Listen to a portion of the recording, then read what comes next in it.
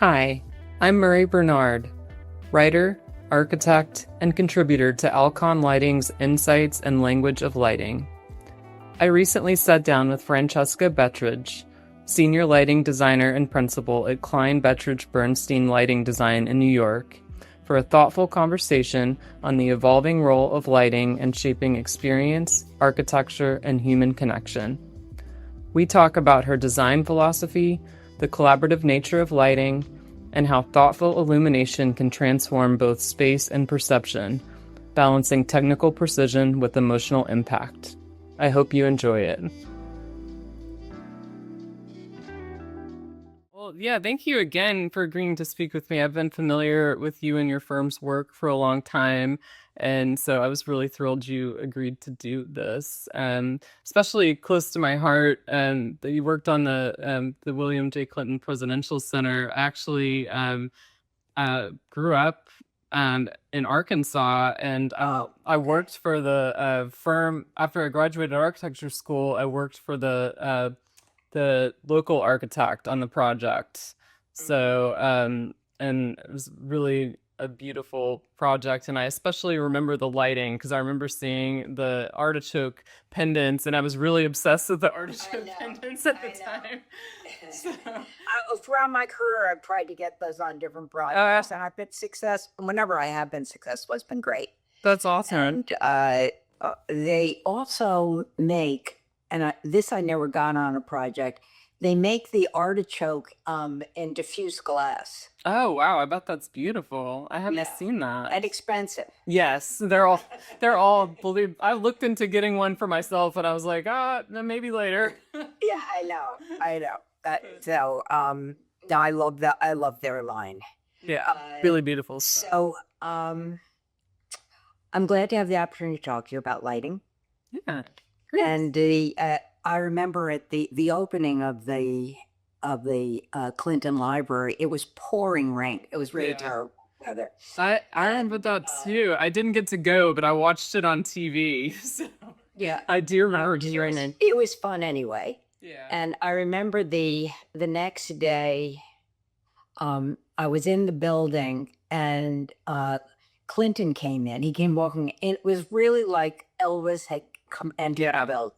Everybody was so excited, and he was so handsome, and it was great. And my daughter Shannon, actually, her stepmother is Susan Thomas's, who was a good friend of the Clintons. Okay, and so she was there for the inauguration and for different things that happened. And she was a child that.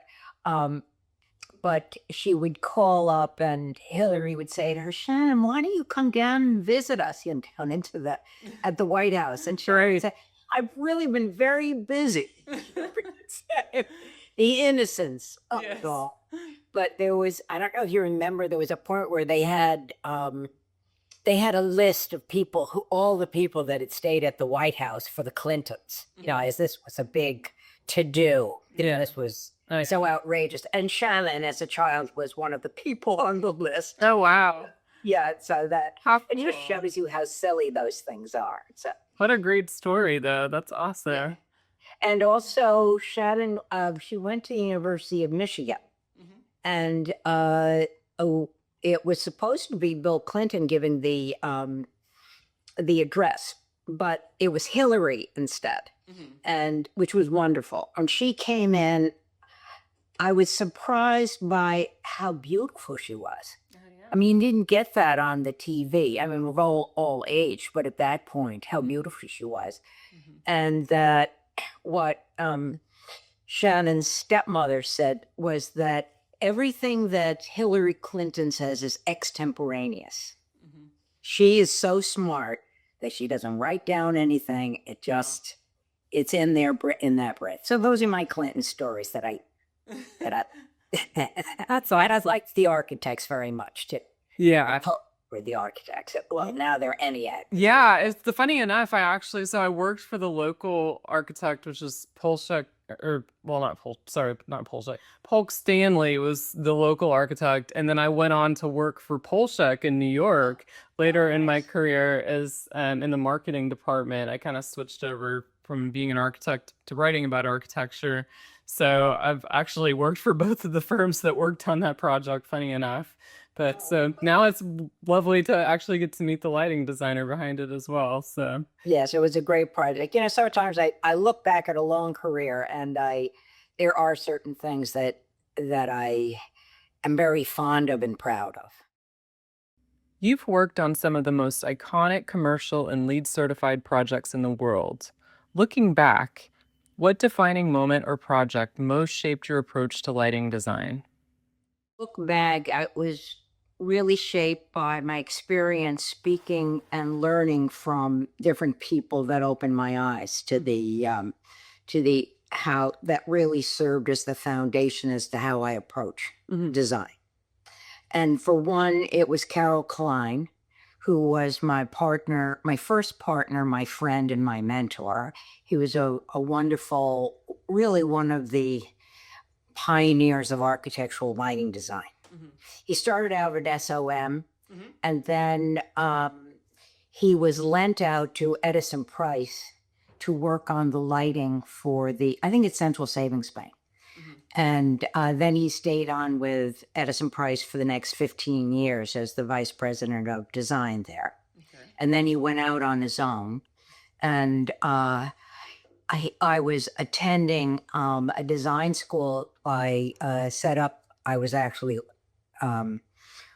helped set it up with Beppe Zampanini, who was a visionary Italian architect. It was the Open Atelier of Design. And during one of the crits, afterwards, Carol called me up and asked me if I would work for him. So that's how I got into lighting design. Wow. There was an older woman there who was, older. She was probably like 5 years older than I. She was already an interior designer, and she said, "Look, this is open to women. This is a new field." And at that time, you go into any architectural firm, and there were no women in the architects, except out at reception. Right. And so, so that's how I started with Carol. I took that. I was his one staff person at that time, and then we joined Jim Knuckles in a firm, and then it became CBB with Stephen Bernstein. Sure. So anyway, Carol was my first partner, and he whenever we would start a project, I'm looking a little bit at my notes. He said, "What are we lighting?" That's how we'd sit down and we look at the drawings and say, "What are we lighting?" And that really starts the process of looking at the surfaces and the mood and the style and the amount of illumination we want in a composition. Right. And so that's really how I start everything. Yeah, it is a composition. In the end, what are we lighting here? Right. And what's going to enhance the architecture? And then another example is years ago, I was the lighting designer for Calvin Klein's apartment. Oh, wow. Okay. It was a duplex. Yeah, I think it was a duplex on Central Park West, which happened to be the building in Ghostbusters. Oh, how cool. Yeah, on Central Park West. Wow. I mean, when you got over to the interiors, it wasn't the same. I had no idea. Yeah, and that was Ghostbusters. So, and so I asked him. He was very nice and handsome at that time too. Also very handsome. So I asked him, "What do you want from the lighting?" And he said, "I want people to look good." Yeah. Now that's understandable for what his profession was, but it actually has been. It's not superficial. It is really the foundation of how I approach lighting. Yeah, it's very important. You don't want shadow people, with lighting all around the perimeter and none on your face. You don't want harsh shadows. So if people look good, they feel good. It's really sort of the basis of how you should approach it with people in mind and how they look in mind. You were involved in some of the earliest LEED milestones, including the William J. Clinton Presidential Center and the first LEED Platinum skyscrapers. How has sustainable lighting design evolved since those early projects? I'm saying that sustainable practice came about during the energy crisis of the 1980s and the push for energy codes. And that also triggered the push for new technologies. Mhm. Now, in my firm working with Carol, there was always a tremendous interest in new technologies, new sources. Right. So it was we put the first MR16 in residence. Wow. There was and then every time you start with a new technology, you also have a learning curve, Mm-hmm. things that happen. Yeah, of course. And the Biax lamp, the Master Color HIDs, all of those things, incorporating those into there. And so the lighting design collaborates with the architect. So to help define what the finishes are, how they reflect the light, and decide on what we want to light, and then understand the brightness of the fixtures and the dimming controls and the visual comfort. Mm-hmm. The Platinum LEED certified projects, such as Bank of America, Torrey Iberdrola. I sent you a page. Thank you for that, by the way. And the Emory Center, Emory Student Center, that was with Duda Payne, who were wonderful architects. They all benefited from the new LEDs, and we couldn't have met that without it. But it has to come from the owners and the architects wanting to achieve that. True. Yeah, they have to be on board for sure. And they really are the drivers of that. So you come in and they say what their goal is. Mm-hmm. Then you go from there. Yeah. And so that meant that often that we had to really use the new technology, whatever it was, because it was much more energy efficient. Yeah. In high-performance commercial buildings today, how do you balance energy goals with creating visual drama and architectural impact? It's really the collaboration with talented architects and interior designers. And from that relationship and design perspective, it starts the process. I don't think that on a project, I hope I'm telling you the truth, that I have ever felt there was only one good idea. Yeah. So that you really need to come up with a number of ideas, because as the architecture changes and as the cost comes in, you really have to edit. And the important thing is to keep the most significant and crucial elements of the design. Right. And that's a coordination and sticking to your guns. Not like, I really need this, or, all right, if need be. Can you share a project where technical limitations, such as budget, codes, or structure, actually led to a more innovative lighting solution? Often that has happened, but I think one of my favorites that I would point out to you is the Segerstrom Concert Hall in Costa Mesa. That was a Caesar Pelli project. Okay. And it was a great team. With all of these complicated projects, it's really who's the acoustician, who are the interiors people, who's the contractor. And we had to meet Title 24, California's energy code. Yeah. And this was back in 2006. So, this was there, and in this, and if you go online, even if you go to our site, you'll see you'll see Segerstrom. The concert hall is fabulous. It's beautiful, but it has these very tall, like 4 or 5 foot balconies that wrap around the concert hall, and we wanted to illuminate all of those. Now, previously we would have probably used a halogen strip to do that. Right. But no way could we afford the watts, and also there was the maintenance. Yes. How do you get to them? And so I knew that we had to try to use LEDs. At that point, there wasn't even a white LED. You had to match red, red and green. Yes. So all of the fixtures, fortunately, by the time we got to that point, a number of years later, there wasn't a white LED, but all the fixtures in there had to be custom because they didn't exist. Right. And all manufacturers, when you'd say, could you do something in LED? They say, oh, yeah, sure. Because I thought of it as just a low voltage fixture. Right. And they didn't take into account the heat problem the moisture problem, the controls, and also that they had to be manufactured in a static-free environment. So at another time, I can tell you about the different experiences I've had with my early technology with LEDs. But that was one, and it was it was a wonderful project, and it did end up working out very well.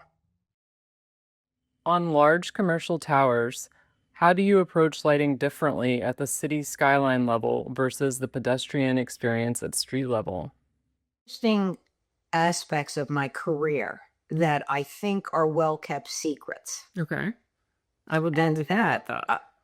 well, for example, how many towers in New York I've lit.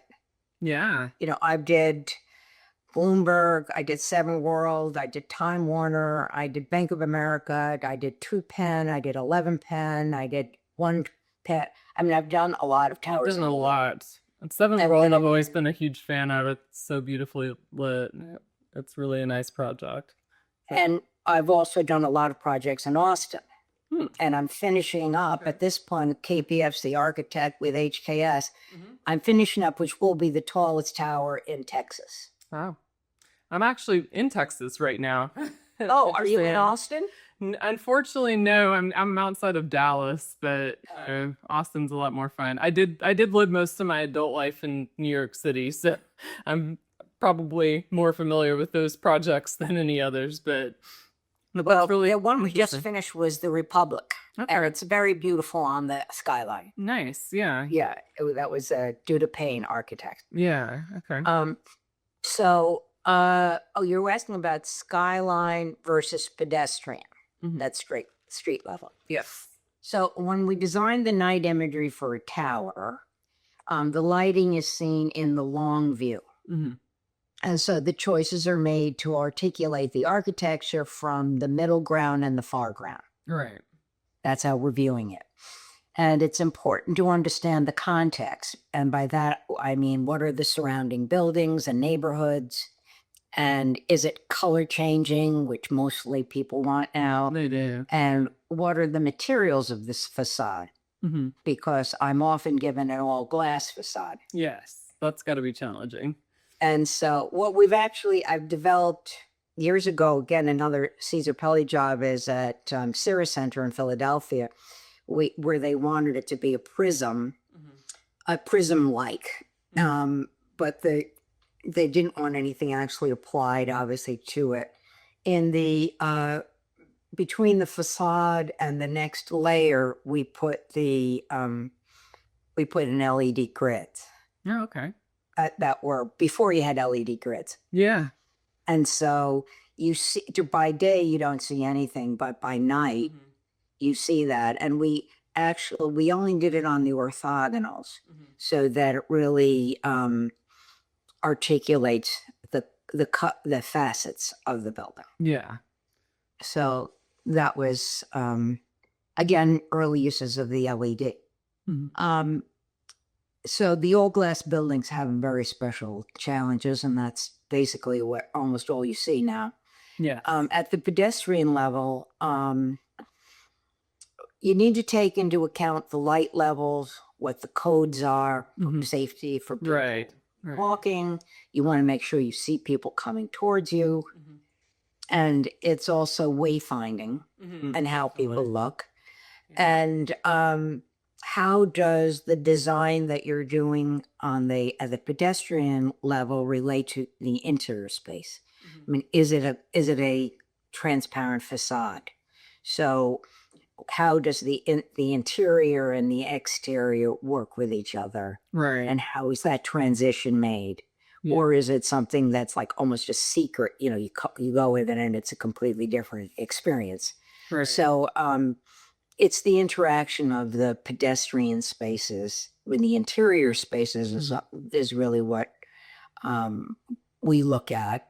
And then one of the important things about tower lighting, and this was true with Caesar, but also with Tehran Duda, who was from Duda Payne Architects. They're in Raleigh. It was avoiding the disembodied top. Yeah. So that, you don't have the shaft and then all of a sudden you have the top. Right. So how do you pull that either up from the base or down from the top? And you make that connection. So it's important when you're talking about the pedestrian level and the skyline level is there, are there methods and designs which actually are helping connect that base to the top? Yeah, that's an interesting way to think about it for sure. Because your plan of experiences, I think sometimes that was one thing that about living in New York, I'm like, I always tried to remember to look up because there's so much of the city above you. And I think sometimes people get so caught up in just, getting from point A to point B, they forget to stop and look up. But like seeing that connection is really a beautiful thing. Yes. So it's a design challenge and it has to be a priority of the architects. Right. Absolutely. And sometimes it's very hard because you can have a glass curtain wall and it's a certain color glass, and then you get to the crown and then they want some sunlight to come through it, and they don't want during the day, they want it to see as a continuous surface. But once you get to the above the tenant level, their structure, inevitably there will be a separation between the crown and the base and the rest of the tower. So there are different ways in which we would work with the top, with the upper levels of the tower to have indirect light or cove light or something that is connecting those two things. Right. And in terms of the being sensitive to the environment, we did the frost bank in Austin. It's a very iconic top there. But that was the first tall building that was illuminating top in a historic district. Oh, okay. Interesting. So it's like, how are you also, you want to be celebrating it, but how are you also, and you want to pull up the base into the top and not, but you also need to be sensitive in terms of the light levels and what you're doing to the area around. Now, in the meantime, it's like, the gates have opened. So there's a lot of towers lit in Austin, but at that point, that was the first one that was. Yeah. And you've really shaped the skyline of that city. That's pretty interesting. Yeah. And let's see, I did Congress at 4th. I did 405 Colorado. I did it's the one that the ones that I'm doing right now. Yeah, the Republic and also Waller Creek. So, award-winning lighting often feels effortless. How do you determine when to push a design and when to hold back? The relationship, Stephen and I often will say that lighting design is really about relationships.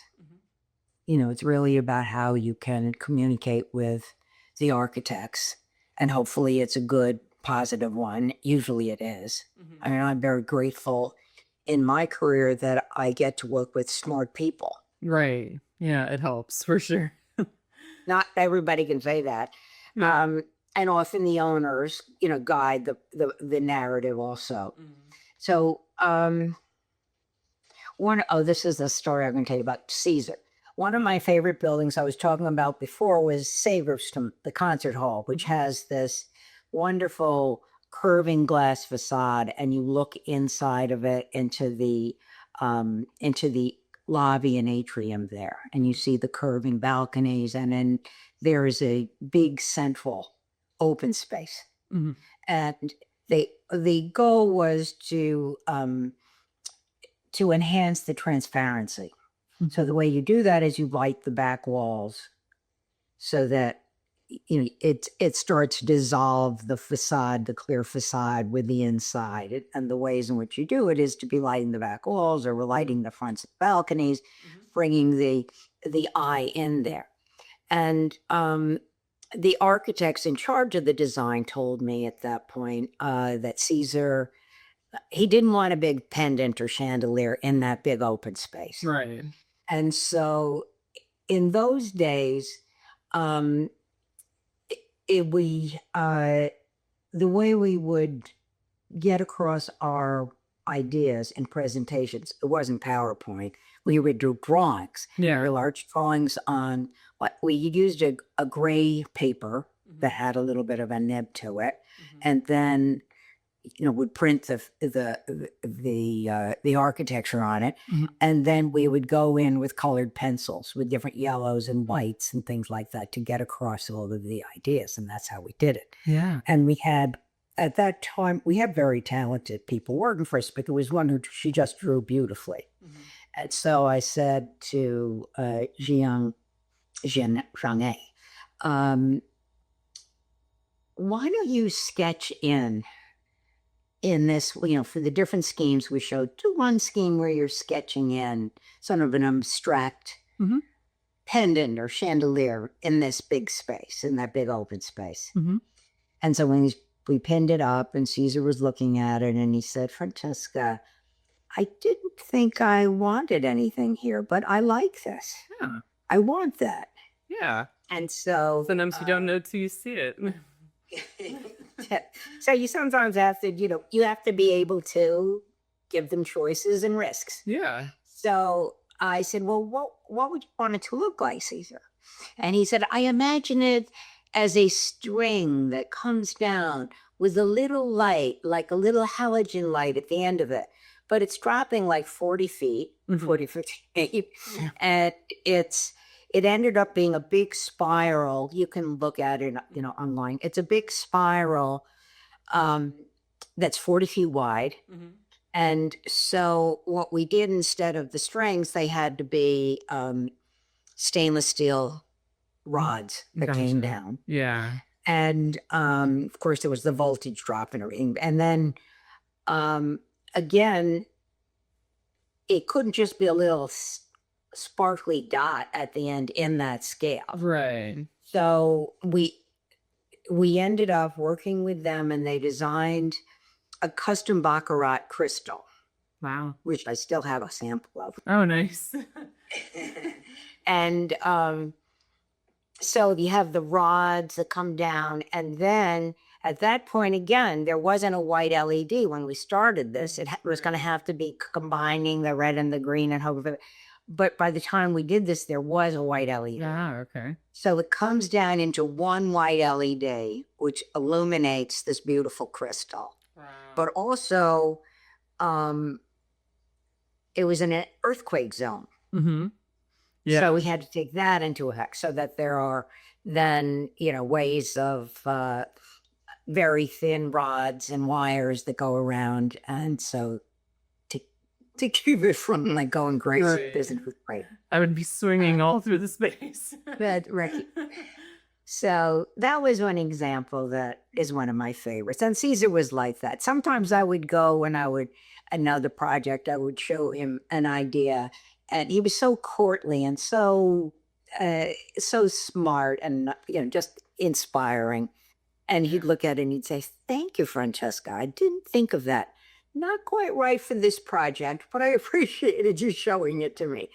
So there would be a dialogue that was friendly and helpful. I remember one time we would work on Overture, and it was with the clients were coming. They were flying in. I was at Caesar's office, and I went up on the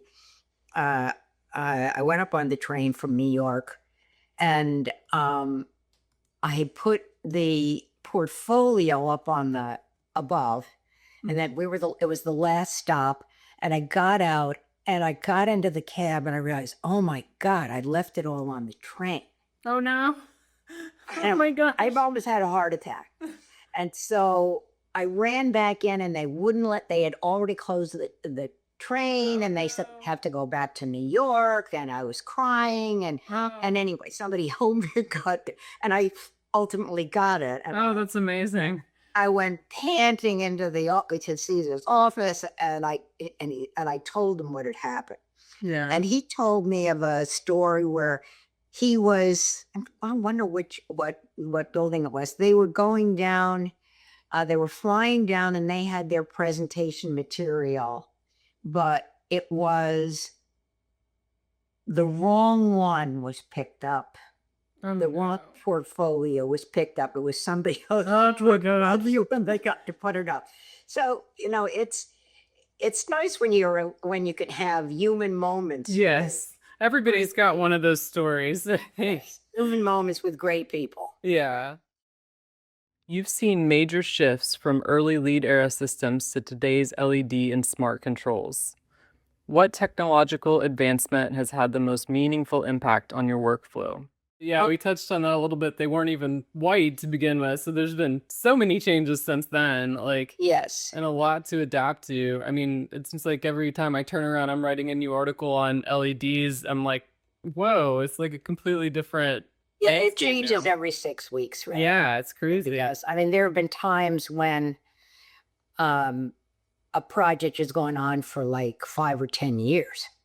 And then I go at the end to do the punch list and to focus and look at it. Why the hell did we use those fixtures? And then it was because when we specified so long ago. Yeah. Why is the aperture so big? Right. And so I would say definitely LEDs. And I have a story for you about this also. Okay. Because it was before 2000, because I did the Time Warner Center. Mm-hmm. And I went to a lecture. It was at the Cooper Hewitt. Mm-hmm.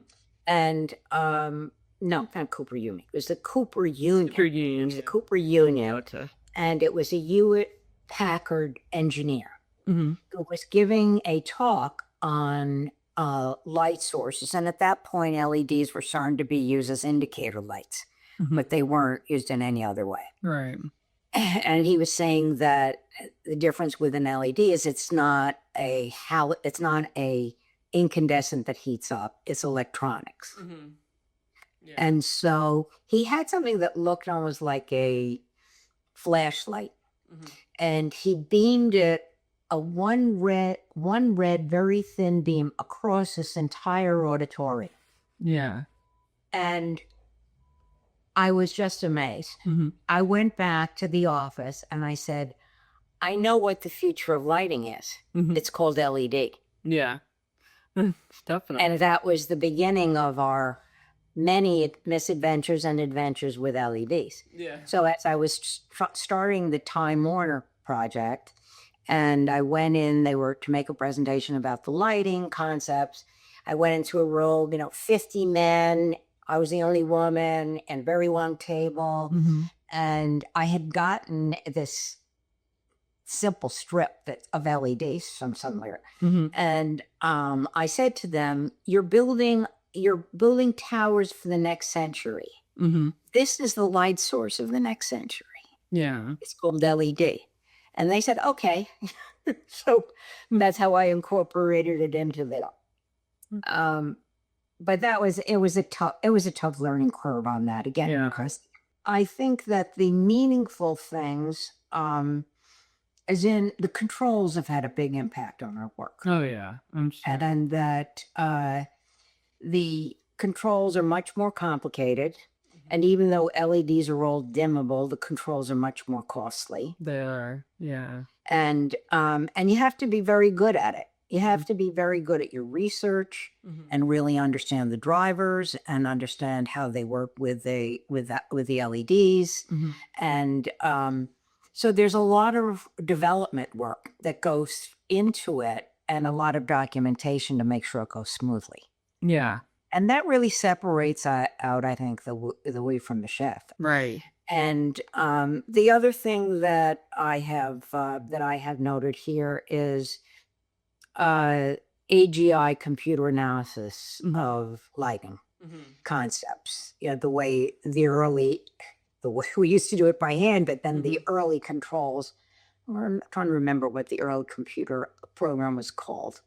But the AGI makes a big difference, and now we use it so much to prove to ourselves that the distribution is correct and that the light levels are correct. And so that has been a big one. And CAD and Revit and BIM documentation have been a huge change. I bet. Yeah. And so it's the coordination with the drawings for complex teams. Yeah. And very often with the Revit, we have to, before we can even start our work, we have to simplify it down so that all our computers don't crash. Yeah. Working on one level. Yeah. You don't need all of that. Yeah. And you don't need to see everybody's layers on everything. So it's very good for the contractors. Yeah. But it's much harder and more time consuming and costly for the designers. True. A major tower in New York, and there is a double glass wall facade. Yeah. And so often the architects and the owners have preconceived ideas of what that is. Right. And so they showed us their rendering, and it within this double glass wall, where you could walk out, I mean, it was a deep wall, it was all diffuse light. So that's what they wanted the lighting to be. So I said, well, really the only way we could do that is if you fill it up with smoke. Yeah. Okay. And then you light it, and you wouldn't want to do that. Right. That would be bad. Then we had to say, look, if you want to be making this a dynamic facade, let's look at different ways to do that. Right. And so then we introduced the idea at every level that there would be there could be a cove that was lighting the ceilings of those areas. And I mean, between you and me, it was a Bank of America. That was the tower, the one in New York City. Yeah. So you can look and see how we did solve that problem. It was a very complex job, and it was wonderful. Really, it was. And the owners were very involved. In every design meeting, they were there. Oh, wow. That was the Durst. Yeah. Oh, okay. That doesn't always happen. I know. Yeah. But they were very committed to this. And so it was Cook plus Fox at that point with the architects. Yeah. And they were too. They were really very much into sustainable. And so we were able to, in all of those areas, be using LEDs. And as I said, on the fronts of all of those going up, all of those balconies and lighting up the ceilings at each level. We used those were LEDs, and then that was a case where the LEDs started to fail and turn color. Yeah. And so they had to change them all out. I have probably more stories of LEDs and MR16s that were learning experiences. To get the right, but you have to keep on going. You have to keep on going to make it right. Exactly. And the technology is always changing, and so do the designers. They have to keep up with that. Yeah. When evaluating fixtures for large commercial projects, what separates a thoughtfully engineered luminaire from a commodity product? In the details and the thoughtfulness that the manufacturers put into it. Yeah. So it's like, what are the end caps lights? Are there light leaks? How do the fixtures work in tandem? Is it toolless? How are the fixtures aimed and locked in position? How does it adjust to field conditions? And so knowing and working with the manufacturer is very important. Yeah. And we're really been, in my career, we've been very fortunate that the manufacturers reps who we work with are very amenable and helpful. But if there's an installation issue, like there was one down in Austin on a project, and then up at T Penn we had an issue too.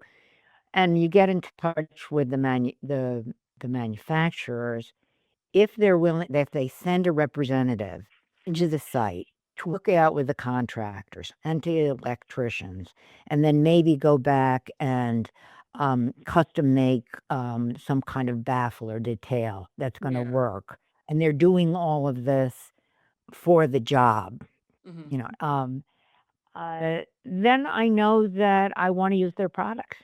I trust them. Yeah.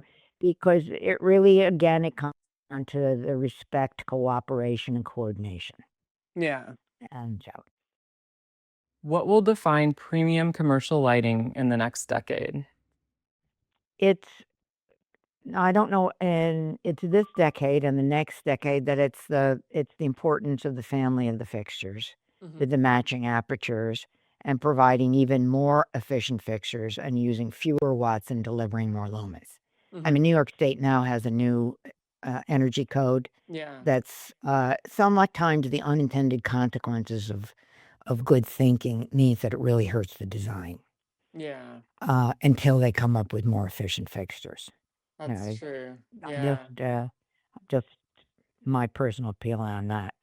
So the consistency, of course, the line is crucial, and dim to warm or tunable white. Or now what you're finding with the color changing fixtures, is there a family of them? Are there accent lights and linear fixtures? And can they, because it's very hard, as I very recently experienced last week, when you have different manufacturers on different parts of the building, Right. and then you have to program it and match the color. So you have to have Oh. really good programming. Yeah, that sounds challenging. Yeah, it is. They're long nights, and so there's a increasingly a greater shift to more sustainable goals such as cradle to cradle. How does one recycle? What goes into the landfills? And at this point, it's becoming an economic imperative to care about the environment and all that we do. So I think that's how I answered that one. Yeah. Well, thank you so much. I really appreciate that you took the time to, think all of this through and write out Talk such about it. Yeah. thoughtful answers. It's really a privilege to speak with you. I've long been a fan of your work, and to be honest, I considered a career pivot into architectural lighting at one point in time, and still may do it someday. Who knows? But anyway, I find your work very inspiring, and I was super thank you. excited you agreed to talk to us, because I think our readers will really enjoy reading about your experiences, and you have I personally enjoyed hearing your stories about working with various architects and such. Yeah. Okay, hon. You take care, You and I'll send you too. the link. Thank you so much. Take care. You're very welcome. Okay, bye-bye. Bye-bye. This is Murrye Bernard. Thanks for watching. I hope you enjoyed this conversation as much as I did. Subscribe for more conversations about lighting, and explore Alcon lighting insights and language of lighting for deeper perspectives on design, technology, and the future of light.